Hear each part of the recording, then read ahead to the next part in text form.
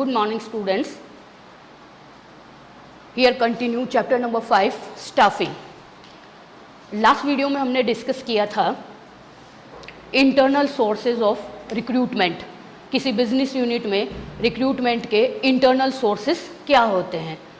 Internal sources थोड़े से cheap होते हैं बिजनेस यूनिट के लिए, जो कि उसकी कॉस्ट ऑफ प्रोडक्शन को अफेक्टेड नहीं करते हैं.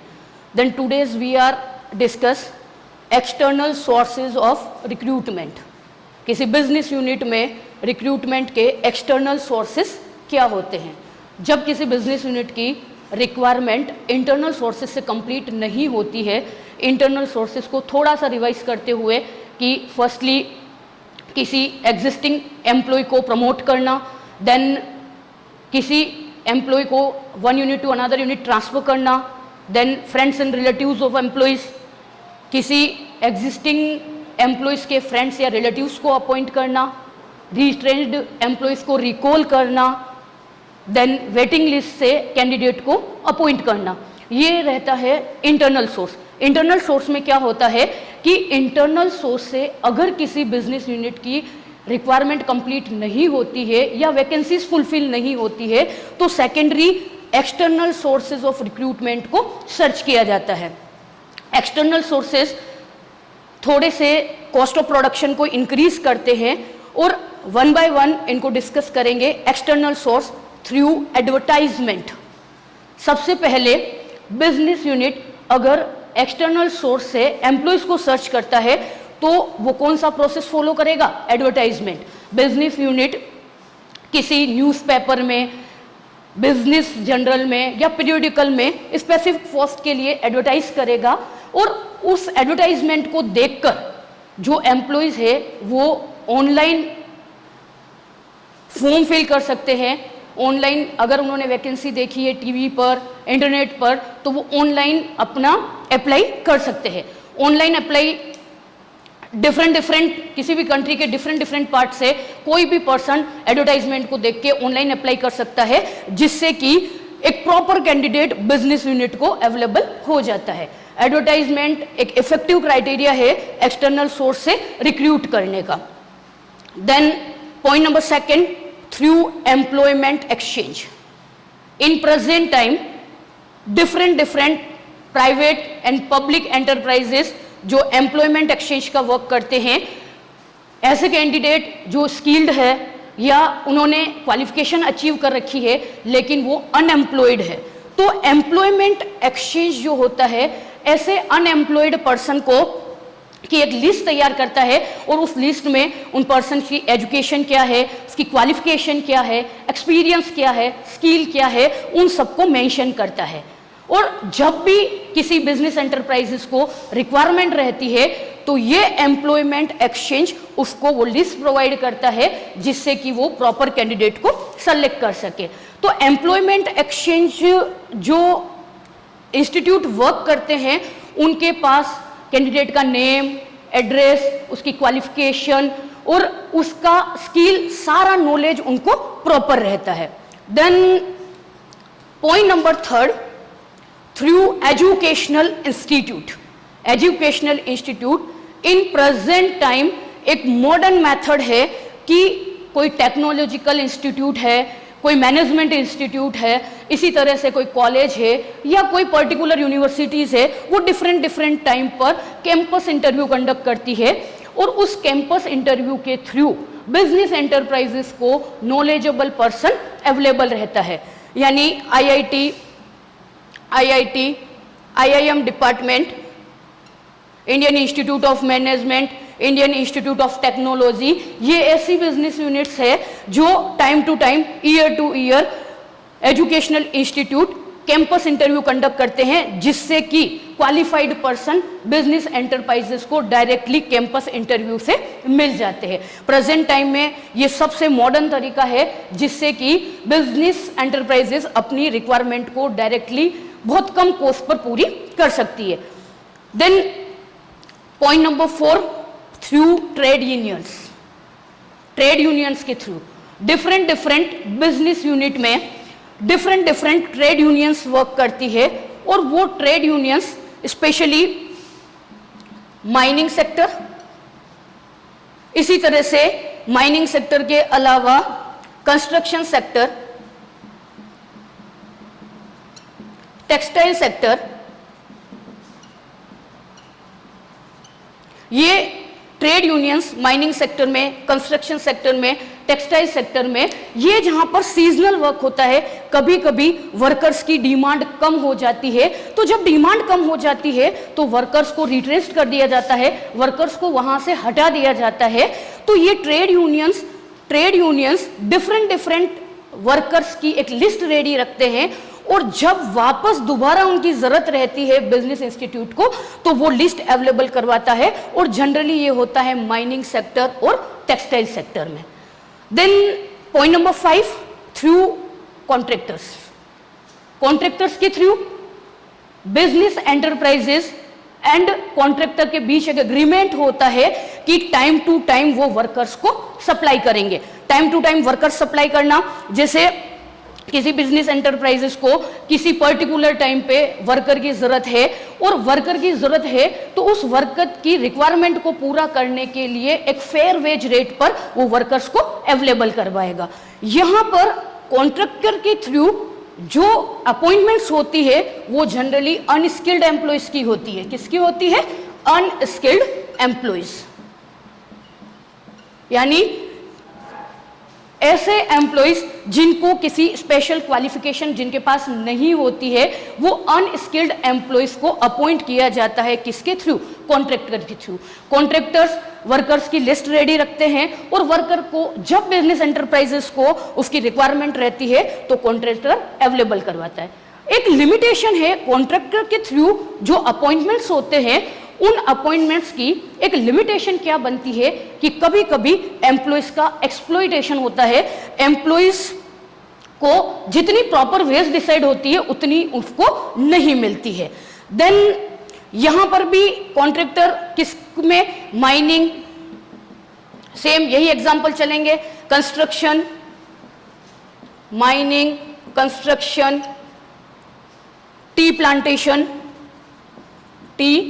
प्लांटेशन, यानी ये कुछ बिजनेस एंटरप्राइजेस ऐसे होते हैं, माइनिंग सेक्टर हो, कंस्ट्रक्शन सेक्टर हो, टी प्लांटेशन, जिसमें पर्टिकुलर एक टाइम पर वर्कर्स की ज्यादा रिक्वायरमेंट रहती है, तो बिजनेस एंटरप्राइजेस कॉन्ट्रैक्टर से अप्रोच करके अनस्किल्ड लेबरर को अवेलेबल करवा सकते हैं।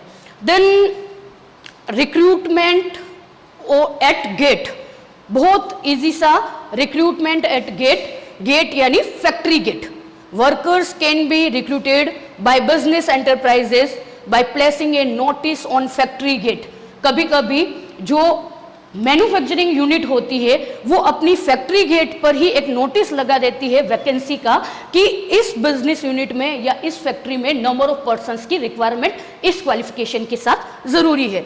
और ये सिस्टम कहाँ अप्लाई होता है? डेली वेजेस सिस्टम, जहां पर पर्टिकुलर डेली वेजेस प्रोवाइडर होते हैं या टेम्परेरी वर्कर्स जो होते हैं उनके लिए ये नोटिस लगाया जाता है। Then modern method, by the use of internet, modern method of recruitment. Present time में रिक्रूटमेंट का सबसे मॉडर्न मेथड है कि कुछ एजेंसीज ऐसी होती है जो एम्प्लॉयज के बायोडाटा को रजिस्टर्ड कर देती है, और एम्प्लॉयज के बायोडाटा रजिस्टर्ड होने के बाद वो पर्सन ऑनलाइन अप्लाई कर सकता है। ऑनलाइन अप्लाई करने के बाद उसका सिलेक्शन, रिक्रूटमेंट, देन उसको अपॉइंटमेंट लेटर तक ऑनलाइन प्रोवाइड किया जाता है। देन यहां पर क्या रहता है कि वही पर्सन मॉडर्न मेथड को एडॉप्ट कर सकता है जिसको कि स्किल का पूरा नॉलेज होता है। जैसे स्किल्ड पर्सन जो है जिसको कंप्यूटर का या इंटरनेट का पूरा नॉलेज जो होता है, वही पर्सन मॉडर्न मेथड से अप्लाई कर सकता है। रिक्रूटमेंट के बाद नेक्स्ट इंपॉर्टेंट टॉपिक को डिस्कस करेंगे, सिलेक्शन प्रोसेस। सिलेक्शन प्रोसेस पर किसी बिजनेस एंटरप्राइजेज में कैंडिडेट को सेलेक्ट करने का क्या प्रोसेस रहता है। एक बड़ी बिजनेस यूनिट या एक लार्ज यूनिट लगभग इसी प्रोसेस को फॉलो करती है कैंडिडेट को सेलेक्ट करने के लिए। ये 5 मार्क का क्वेश्चन बनता है। Explain selection process of staffing pattern, यानी स्टाफिंग में कैंडिडेट का सिलेक्शन प्रोसेस क्या रहता है। सिलेक्शन यानी कैंडिडेट को सेलेक्ट करने के लिए क्या क्राइटेरिया एक बिजनेस यूनिट कंटिन्यूअसली फॉलो करती है। Selection process, selection means to select the proper candidate from the application received. बहुत ईजी सा कि जो एप्लीकेशंस रिसीव्ड होती है उन एप्लीकेशंस में से प्रॉपर कैंडिडेट को सेलेक्ट करना सिलेक्शन प्रोसेस में आता है। The selection process is different organization to organization on the basis of size, type of organization and kind of employees required। यानी एक जो सिलेक्शन प्रोसेस रहता है वो डिफरेंट ऑर्गेनाइजेशन का डिफरेंट रहता है और वो किसके ऊपर डिपेंड करता है, ऑर्गेनाइजेशन की साइज पर, ऑर्गेनाइजेशन के टाइप्स पर कि वहां पर स्किल्ड वर्क होता है या अनस्किल्ड वर्क होता है, एंड काइंड ऑफ एम्प्लॉइज यानी किस तरह के एम्प्लॉइज की उनको रिक्वायरमेंट है। देन स्टेप वाइज डिस्कस करेंगे the process of selection. Selection process को वन बाय वन, और आपको पहले ही मैंने बताया था कि कभी भी अगर किसी भी टॉपिक में मैनेजमेंट में अगर प्रोसेस है तो आपको पॉइंट्स का सीक्वेंस कभी भी चेंज नहीं करना है। जैसे आप कैरेक्टरिस्टिक्स पढ़ते हैं, इंपॉर्टेंस पढ़ते हैं, देन जब आप लिमिटेशन को डिस्कस कर रहे होते हैं तो आप पॉइंट्स के सीक्वेंस को क्या कर सकते हैं, चेंज कर सकते हैं। लेकिन प्रोसेस चाहे वो प्लानिंग का हो, प्रोसेस चाहे वो स्टाफिंग का हो, प्रोसेस चाहे वो सिलेक्शन का हो, उसमें आपको कंटिन्यूएशन रखना है, स्टेप बाय स्टेप ही उनको लिखना है। Then point number 1, welcoming and primary meeting.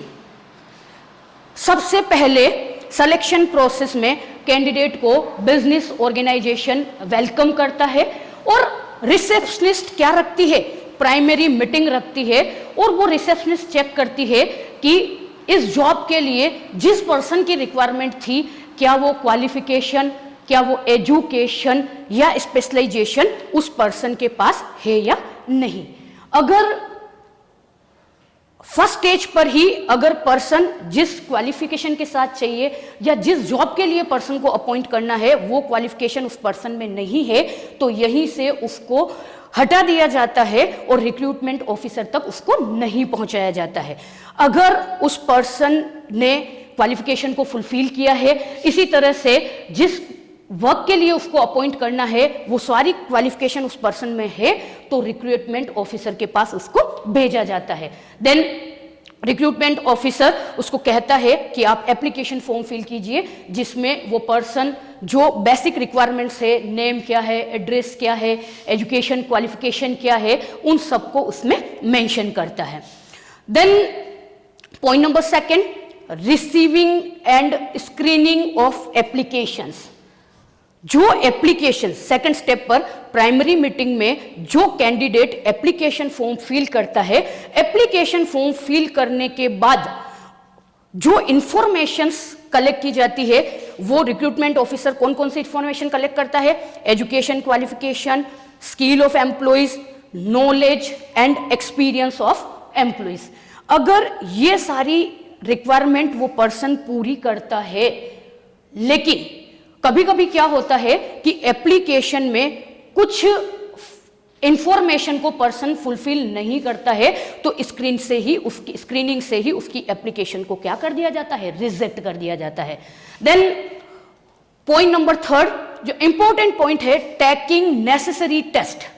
एक large business unit in present time competition को फाइट करने के लिए डिफरेंट टेस्ट कंडक्ट करती है किसी पर्सन को सेलेक्ट करने के लिए। स्टेप बाय स्टेप सबसे पहले टेस्ट होता है आईक्यू टेस्ट। कौन सा टेस्ट होता है, आईक्यू टेस्ट। आईक्यू टेस्ट में क्या चेक किया जाता है कि जॉब से रिलेटेड कॉमन सेंस, पर्सन का मेमोरी पावर, उसकी smartness, power of decision making of a person.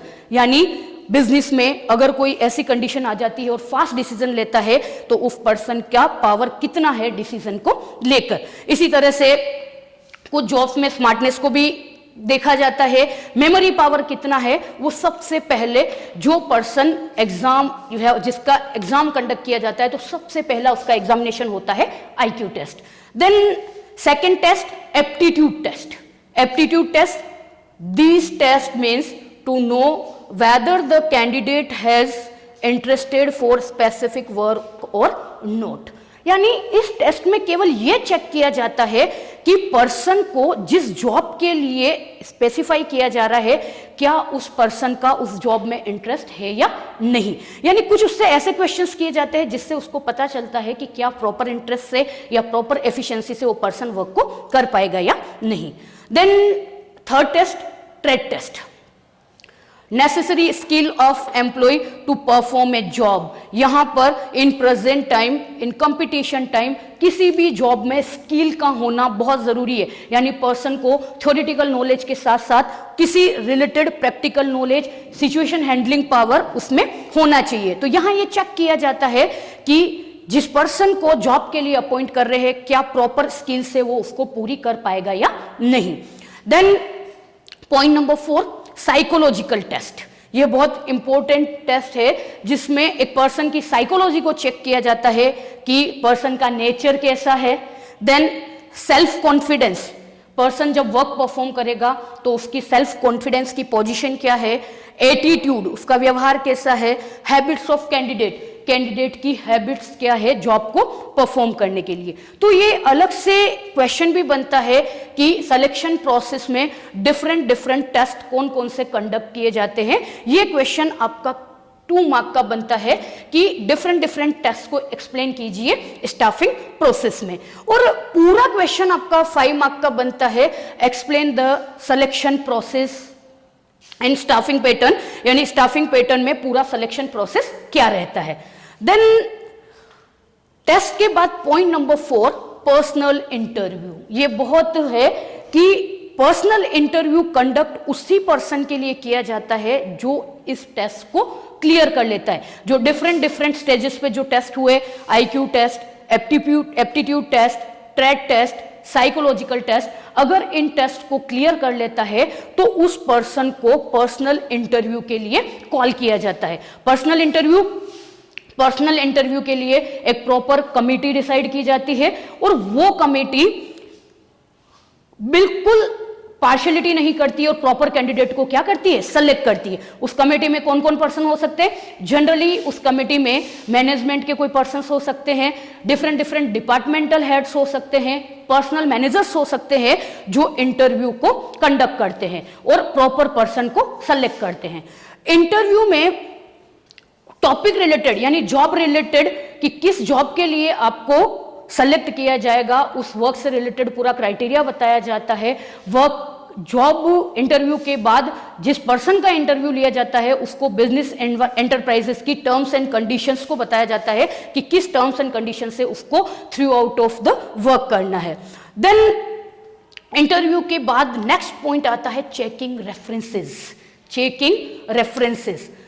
References में जनरली क्या आता है कि पर्सन ने अपनी एजुकेशन को बताया कि प्रॉपर इंस्टीट्यूट से उसने एजुकेशन ली है, किसी अनदर जॉब का उसने एक्सपीरियंस बताया है, तो मैनेजमेंट के जो पर्सन्स होते हैं वो रिकॉल करते हैं उस एजुकेशनल इंस्टीट्यूट को रिकॉल करते हैं कि क्या प्रॉपर पर्सन ने ये डिग्री यहाँ से ली है। वो सारे रेफरेंसेस चेक किए जाते हैं। इसी तरह से अगर किसी पर्सन ने अपना एक्सपीरियंस बताया है तो उस एक्सपीरियंस को चेक किया जाता है कि क्या प्रॉपर यूनिट में उस पर्सन ने वर्क किया है या नहीं। अब रेफरेंसेस जब चेक किए जाते हैं और नेक्स्ट पॉइंट है प्रिलिमिनरी सिलेक्शन। अगर पर्सन टेस्ट क्लियर कर लेता है, उसके बाद अगर वो इंटरव्यू में क्लियर कर लेता है और इंटरव्यू क्लियर करने के बाद उसके रेफरेंसेस को चेक किया जाता है और उसके रेफरेंसेस में अगर कोई डाउट नहीं होता है बिजनेस एंटरप्राइजेस को और सारे रेफरेंसेस क्लियर होते हैं तो उस एक प्रीलिमिनरी सिलेक्शन लिस्ट बनाई जाती है। और इस लिस्ट की एक ही कैरेक्टरिस्टिक्स है कि बिजनेस यूनिट को जितने पर्संस को सेलेक्ट करना है उससे ज्यादा नंबर ऑफ मेंबर्स को इसमें रखा जाता है। जैसे फॉर एग्जांपल क्या कह सकते हैं कि अगर बिजनेस यूनिट को 15 कैंडिडेट चाहिए होते हैं अपने किसी जॉब के लिए, तो प्रीलिमिनरी सिलेक्शन में वो 20 to 25 पर्सन को सेलेक्ट करेंगे। प्रीलिमिनरी सिलेक्शन के बाद मेडिकल एग्जामिनेशन, बड़ी बड़ी बिजनेस यूनिट मेडिकल एग्जामिनेशन या फिजिकल टेस्ट करवाती है। फिजिकल टेस्ट किसी प्रॉपर हॉस्पिटल में किसी प्रॉपर डॉक्टर से पर्सन को फिजिकल टेस्ट किया जाता है कि वो जॉब से रिलेटेड उसको अपनी हेल्थ कोई इश्यू तो नहीं है, इसी तरह से कोई उसको बड़ी इलनेस तो नहीं है, इसको चेक किया जाता है मेडिकल एग्जामिनेशन में। मेडिकल एग्जामिनेशन को अगर पर्सन क्लियर कर लेता है तो उसके बाद next point appointment letter. Appointment letter person इतनी सारी क्राइटेरिया को फॉलो करने के बाद उस पर्सन को एक बिजनेस यूनिट में अपॉइंटमेंट लेटर प्रोवाइड किया जाता है।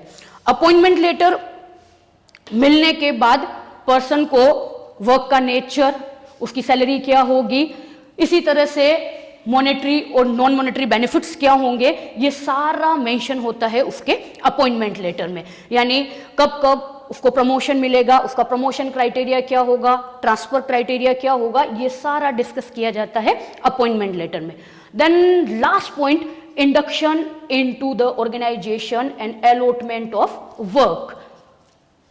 आफ्टर अपॉइंटमेंट लेटर प्रोवाइड करने के बाद और उसको उसकी ड्यूटीज प्रोवाइड करने से पहले, ये वर्ड सुनना कि अपॉइंटमेंट लेटर प्रोवाइड करने के बाद और उसकी ड्यूटीज प्रोवाइड करने से पहले कौन उसके सबऑर्डिनेट्स होंगे, कौन पर्सन ऐसे होंगे जो उसके कॉलेजियस होंगे, इसी तरह से वर्क का नेचर क्या होगा, उसके बाद उस पर्सन को इंडक्शन एनवायरनमेंट देने के बाद बिजनेस का एनवायरनमेंट क्या होगा, ये सारा इंडक्शन टाइम पर बता दिया जाता है। उसके बाद उसको ड्यूटीज प्रोवाइड की जाती है। तो एक बिजनेस यूनिट में सिलेक्शन प्रोसेस जो बड़ी बिजनेस एंटरप्राइजेस में क्या होता है कि जनरली बिजनेस एंटरप्राइजेस की साइज पे डिपेंड करता है कि उसको अपना सिलेक्शन क्राइटेरिया क्या रखना है। यानी टॉप लेवल बड़ी बिजनेस एंटरप्राइजेस में 3 लेवल्स ऑफ मैनेजमेंट होते हैं जो मैनेजमेंट के इंट्रोडक्शन में पढ़े थे, top level management, middle level management and bottom level management. तो उसमें यह है कि टॉप पर्संस को जो सेलेक्ट करना होता है तो टॉप पर्संस को स्पेशल क्वालिफिकेशन के साथ सेलेक्ट करना होता है, तो यही क्राइटेरिया फॉलो होता है। देन अनस्किल्ड पर्सन को अगर सेलेक्ट करना है या ऐसे पर्सन्स जिसके लिए बहुत ज्यादा स्पेशलाइजेशन की जरूरत नहीं होती है, अगर उस पर्सन को सेलेक्ट करना होता है तो एक सिंपल प्रोसीजर कोई भी बिजनेस यूनिट फॉलो करती है। Thank you.